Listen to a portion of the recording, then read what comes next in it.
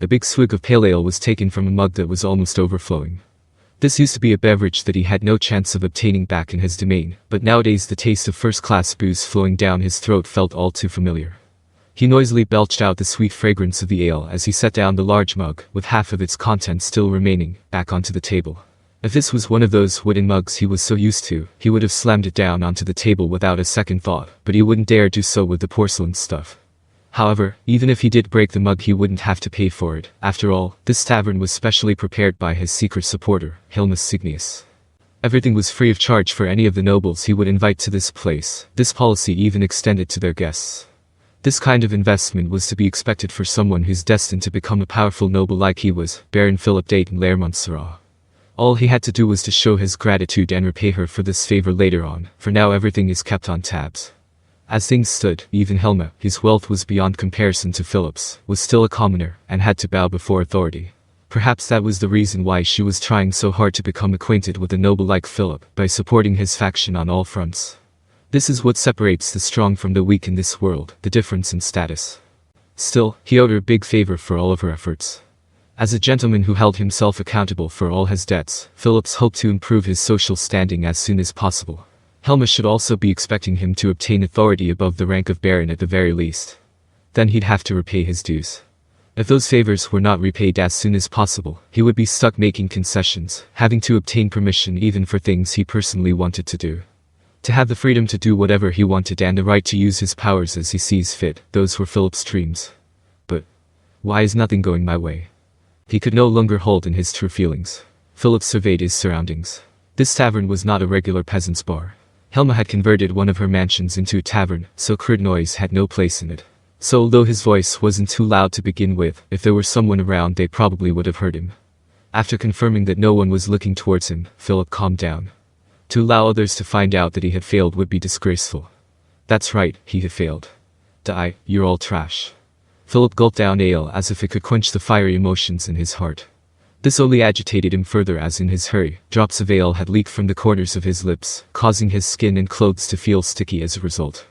Philip's expression twisted in anger. If all had gone according to his plans, the output of his domain would have been multiplied, and he should have been surrounded by people grateful that he was their new lord. His name should have been known to all after the neighboring nobles caught wind of his accomplishments. So, how did it end up like this? Not only had the grain productivity of his land started to fall, he also felt as though the villagers he had visited were all staring at him with contempt. Insolent scumbags. He was finally the head of the House of Montserrat, a family with a long and dated history. Those villagers should have known full well how they should pay their respects. Could it be possible that the villagers were all slacking off in an attempt to weaken his position?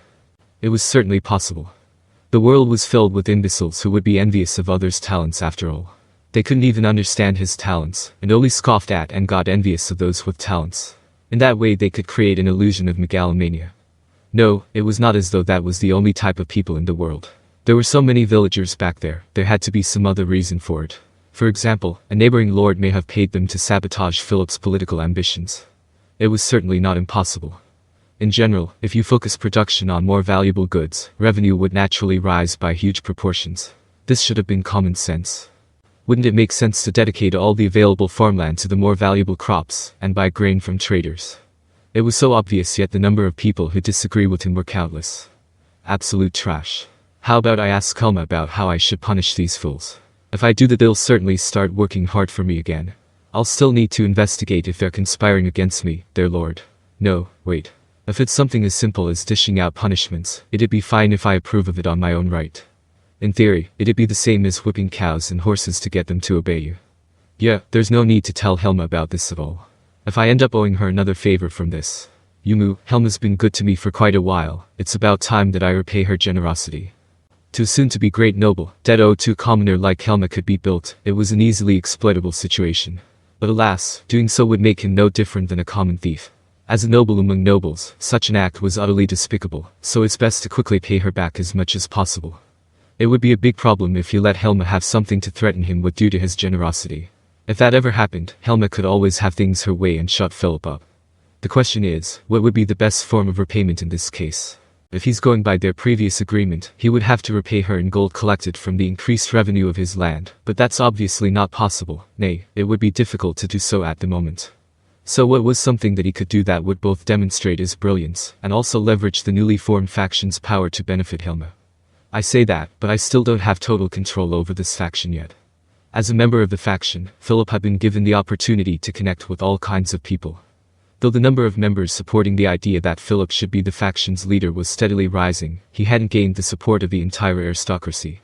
Helma had aided him in that pursuit, but considering his age, social standing, etc., there were still some major hurdles he had yet to overcome. If Philip was to be in their position, he would be inclined to agree with their decisions too.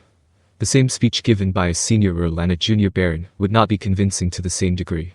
But doesn't that sound like they'll just be conforming to the traditions of the more established factions? Philip thought. Being members of a new faction, they could not act like some aging organization, but should rather introduce radical changes into the system. As a man with the courage to experiment and innovate, Philip was the perfect fit for the role of leader in this faction. All the other guys are just so inflexible. Blinded by his feelings of irritation, Philip did not notice his mug had somehow become empty. Or, more brews. Yes, my lord. Some maid that looked like she's employed at the establishment was just passing by, so he barked his orders at her. After taking a deep bow, she walked away in an odd manner, as if striking a pose, and Philip was unable to take his eyes off of her. Was it because her uniform was too thin? One could make out the shape of her buttocks. Blew off. An attractive derriere is obviously a desirable quality to flaunt with, but this maid demonstrated a clear understanding of what constitutes an acceptable interaction between a superior and their inferior through her work ethic. This pleased Philip a lot. Philip had already borrowed 2 maids from Helma, who were not so dissimilar to the one he's staring at. These ladies would do anything you ask of them, you could even stiff their salaries. Every one of Philip's household matters had been handled by them. Helma also recommended people like butlers and exclusive merchants.